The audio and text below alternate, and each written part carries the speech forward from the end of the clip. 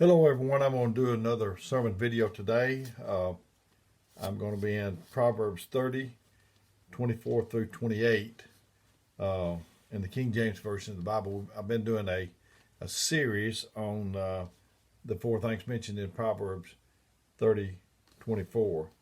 I'm going to read it. There be four things which be little upon the earth, but they're exceeding wise. The answer are people not so strong, yet they prepare their meat in the summer. The conies are but a feeble folk, yet they make their houses in the rocks. The locusts have no king, yet they go forth in bands, forth all of them by bands. And the spider take hold with her hands and is in kings' palaces. I've done the spider and the ant and the coney. So today I'm going to finish up with the locust. Hopefully, if the Lord will help me here. It says Proverbs 30:27 says the locusts have no king, yet they go forth all of them by bands. It teaches us a valuable lesson about success and happiness in life. The ordinarily very reclusive and solitary, they mind their own business and they venture only at night, and they meet other locusts only for brief moments. However, when the situation calls for it, they change dramatically in color and even more drastically in social behavior, becoming very friendly and group-oriented, creating huge swarms for their mutual benefit. Solomon was the wisest man that ever lived. He could talk in detail about things like trees and insects. He knew all about the desert locust, and he used to teach the value of it, joining together of others. That's the lesson of the locust. Is joining together with others. God created you to be a social creature, and you will only maximize your potential by using in conjunction with other people, like at family, school, marriage, school, a church, friends, business. Solomon also said, two are better than one, and a threefold cord is not easily broken. He gave four examples and he gave advantages to using all this to your advantage. The locusts have no king, yet they go forth by bands. The locusts have no king, yet they go forth, all of them by bands. There's a fabulous proverb in those 14 words. It's simple and contains a hidden lesson of great wisdom. The locusts, what they teach us is that things are better together than they are individually. There's power in numbers. There is tremendous power in unity. That's why Satan fights us on that very one thing. Without a leader, they travel in large coordinated swarms that still frighten men today. And can you learn their wisdom? We sure can. There's a desert locust which inhabits the areas near Israel. God gave the desert locust a very unique trait to teach us wisdom, and our preacher Solomon reveals here for our learning. The desert locust usually a very lonely, quiet individual and lead a solitary life. They're real shy, except for the brief encounters. They fly at night to avoid each other, very content at being alone. But when put in a crowded situation with other locusts, they drastically change to become social creatures. The radical change in personality is their unique trait. They start swarming together, and they do so in very coordinated ways, with sometimes billions of locusts involved. So great is this transformation that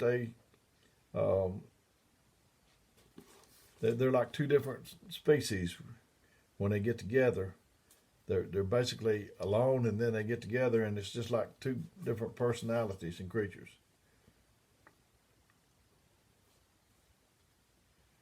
Only 3 inches long and weighing 2 grams, a single locust can eat his weight in food every day. They can really destroy some things, can't they? They have a top speed near 20 miles an hour, and they can cover 75 miles in one day.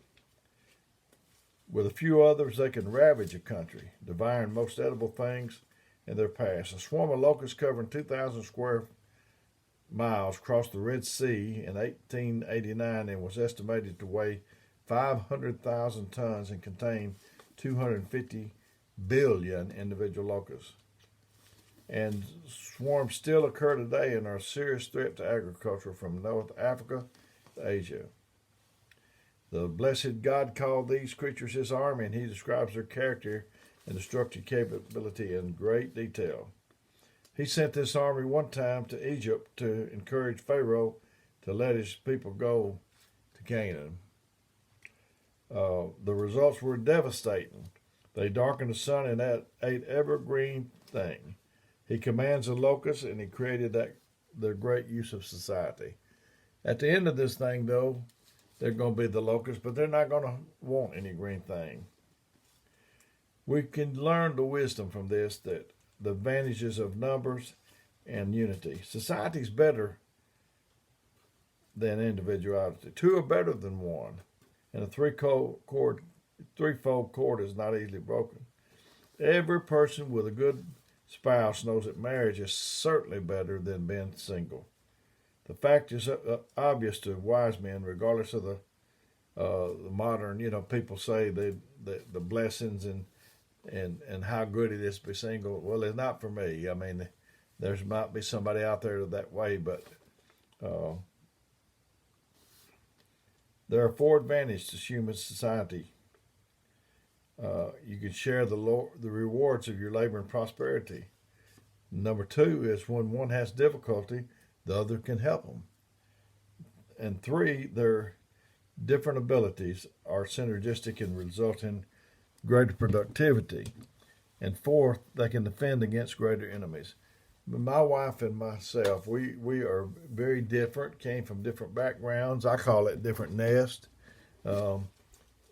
She's got that missing part that I don't have. And I assume I've got that missing part that to her personality that she don't have. We're just built different. She really helps me see the different side of things and keeps me from getting tunnel vision.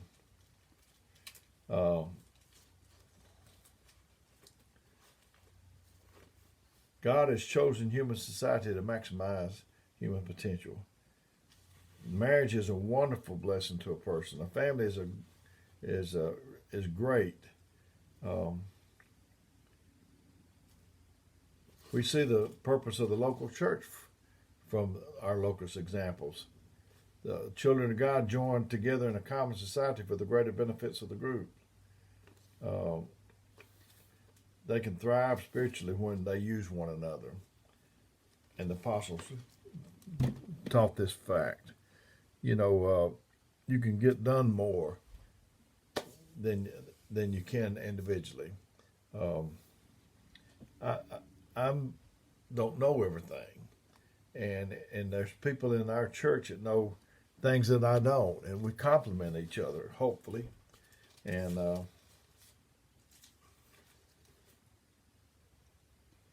we all see a need for a close and unified church. What good is a church divided against itself? It will surely fall, as Jesus taught us. So as it is with the division in a family, friends or whatever. And God, I preached on the 6 things God hates, yea, 7 abomination, and that 7th thing is sowing discord among brethren.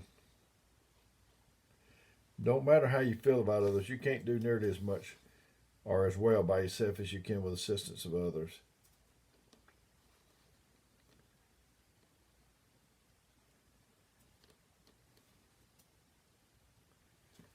I think about the man on the cot, the mat, or whatever, and they were taking him up. They brought him to the house where Jesus was, and it was so crowded they couldn't even get in the door. And I just think about myself being on the mat sometime. He didn't get 4 people that was as dysfunctional as he was or couldn't do any more than he did.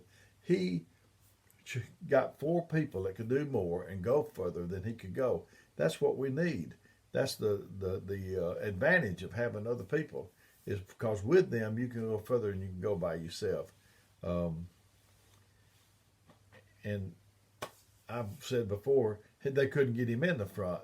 So he probably said, if it was me on the cot and I had four brothers from Reading, well, I'd probably say, well, all right, brothers, y'all tried. I mean, you tried to get me in, and I appreciate it.